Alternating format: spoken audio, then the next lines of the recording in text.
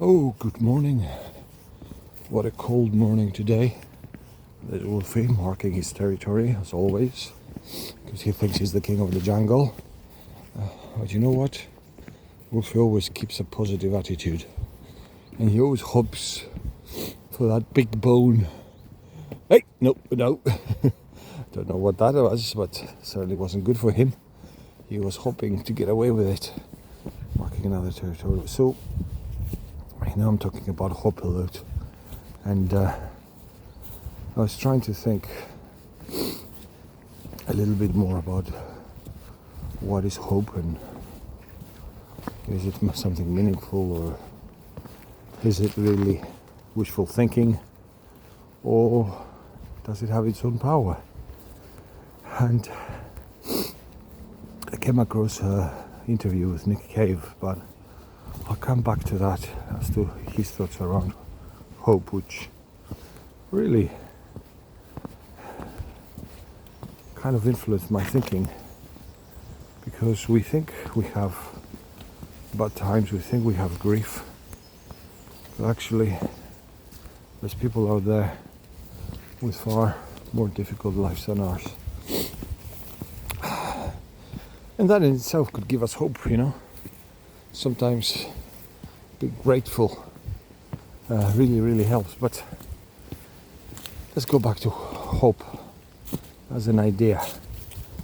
Well, if we think of hope as a mindset, nothing passive, quite the opposite, quite an active mindset, whereby you not only wish or expect a better future, but you believe in a better future.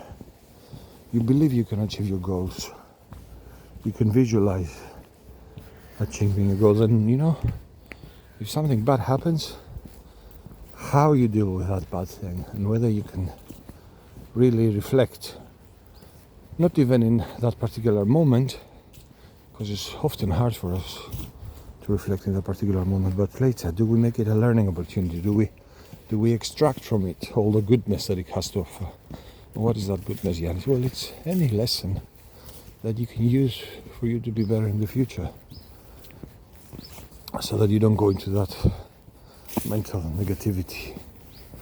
So, what happens if we don't have hope? Well, there's a tribe, I can't remember which tribe, somewhere in Africa, that if they put them in prison, they think that's it and they would die. They can't even think of themselves in one day in prison. They think that's the whole future. So we need hope in order to be more resilient, in order for us to move towards our goals and try to achieve something better for us and our family and our loved ones, and also to protect our well-being, protect us from stress, from anxiety. It is hope that gives us courage, comfort. It gives us that positive sort of motivation towards good decision making. It is hope that helps us continue when we face some really tough scenarios,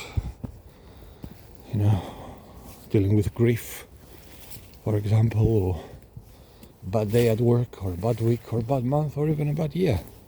The old saying of "this too shall pass," which is true for anything bad, but also for anything good. Everything changes. Kapandari, the old ancient Greek saying. So, let's try to decipher hope. What are the ingredients for hope? So, first of all, active mindset. So you don't think of it as passive optimism or wishful thinking. It is a way of thinking and a way of feeling that makes you work towards goals. And actually, if you train yourself on it, you can see real results happening on a day-to-day basis.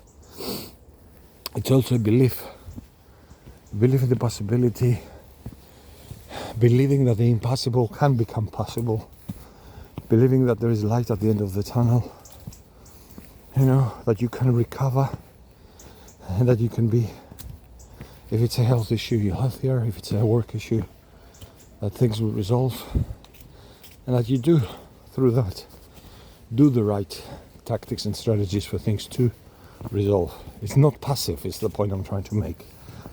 It really drives a lot of action.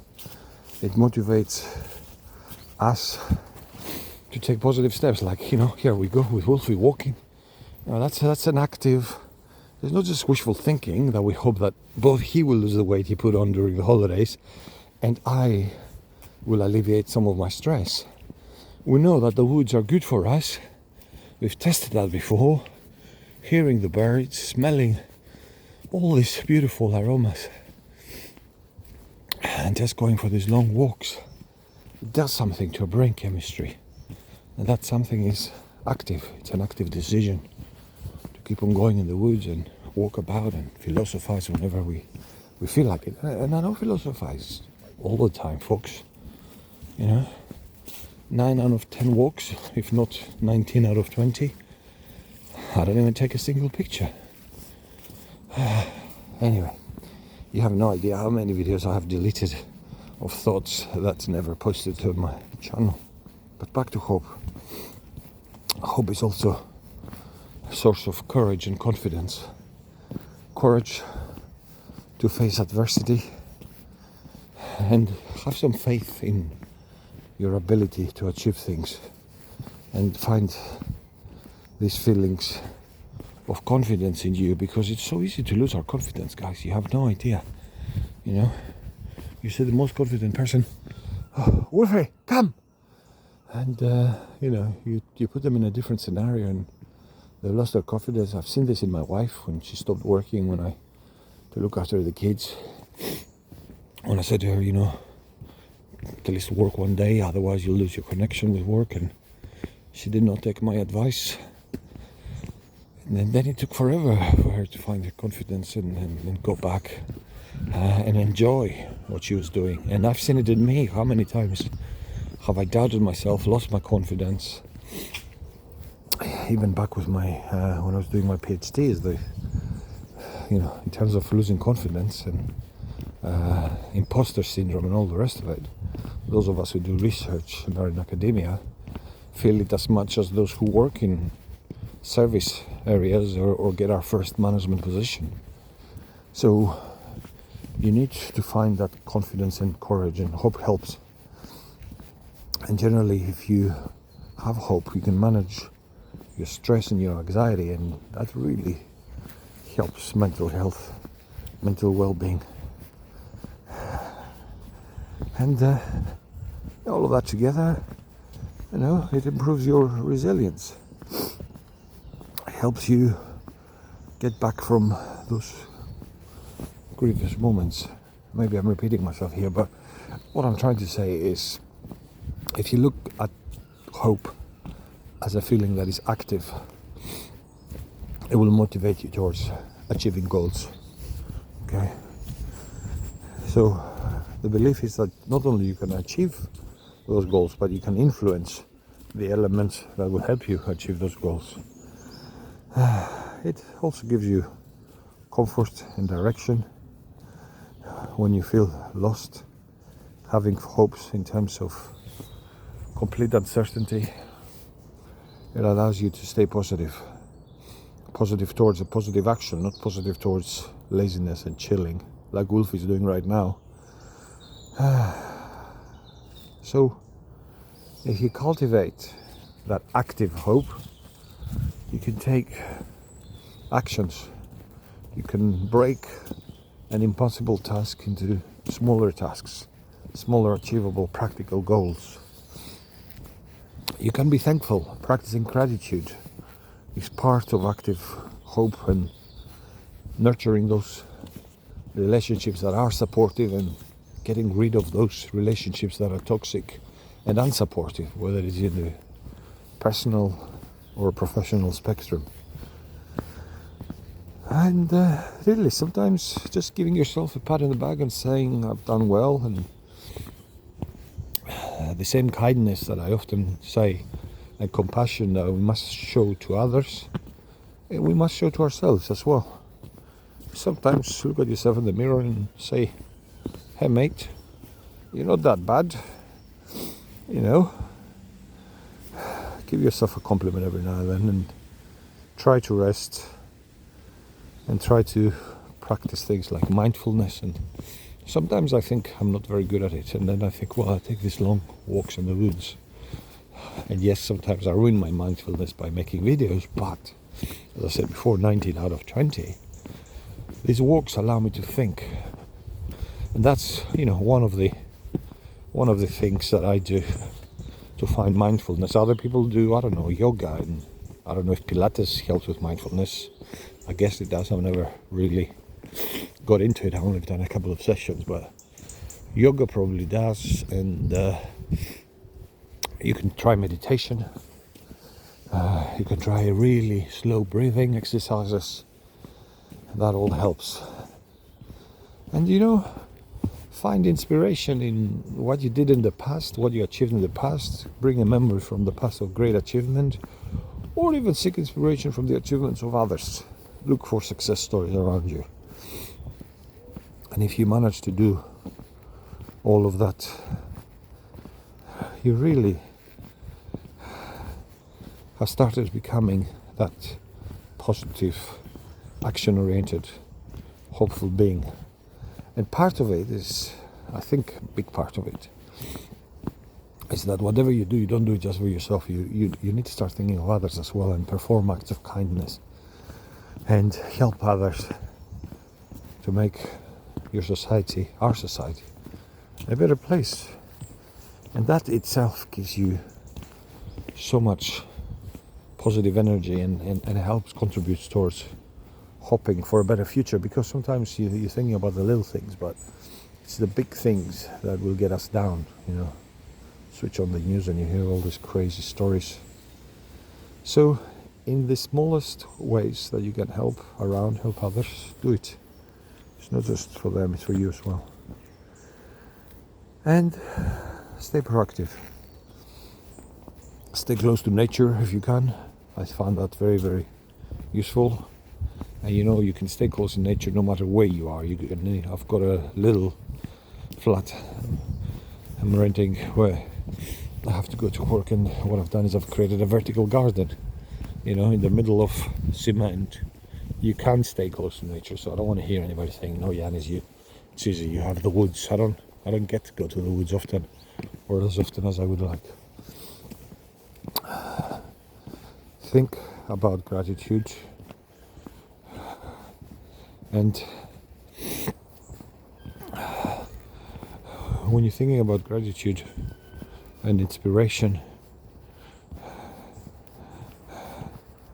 think also about rest. And that's one of the things I'm really bad at. Taking rests and chilling and saying, you know what, I'm not going to work anymore today, or when I go on holiday, I'm really on holiday. Stay in the now, I guess. I hope I could stay more in the now. But as I mentioned Nick Cave, well, I think he has a blog, but I watched on YouTube an interview somehow, how you get those recommendations randomly. And he was telling about the grief he passed. He's lost a child, and he was referring to hope as not just the fact that it's of optimism with a broken heart, and when your heart is broken you need to find ways of healing. And the broken heart, I guess, will never mend fully, but it's really hard work, and it's active, and it's a gesture of love for others and a duty he was describing. So he was describing it, contrasting with that passive idea of indulgent act of despair, or he was saying act of cynicism. It's the opposite of that. And he called it the warrior. Hope is a warrior's feeling, because you have to you have to work hard at it. was calling it the warrior emotion or the warrior feeling, I think. And I really like that, because she takes the heart of a warrior, you know, the one that wants to defend their family, their loved ones. It is not easy to be active in hope. It is hard. It is demanding. And it takes a lot of energy to sustain, you know, and the dark monster, if you like, of despair is just around the corner, trying to grab us. So yeah, I liked Nick Cave's description of active hope as a warrior emotion. And I was thinking of a warrior as the warrior that defends, protects, the warrior that fends off enemies. That kind of warrior. The Amazons of the forest, you know. Shooting arrows towards the strangers that are invading their lands. Anyway, that's the thought I want to leave you with. The warrior emotion, active hope. Let's hope we can keep at it. Wolfie has now disappeared. Come, boy. There he is. Come and say goodbye. And I hope that Wolfie, one day, here, up. Who said it? What'd you say? One day you will be able to say good morning. Okay, that is wishful thinking, Yanis. Let's, Wolfie, say goodbye. Goodbye. Have a good one, everyone.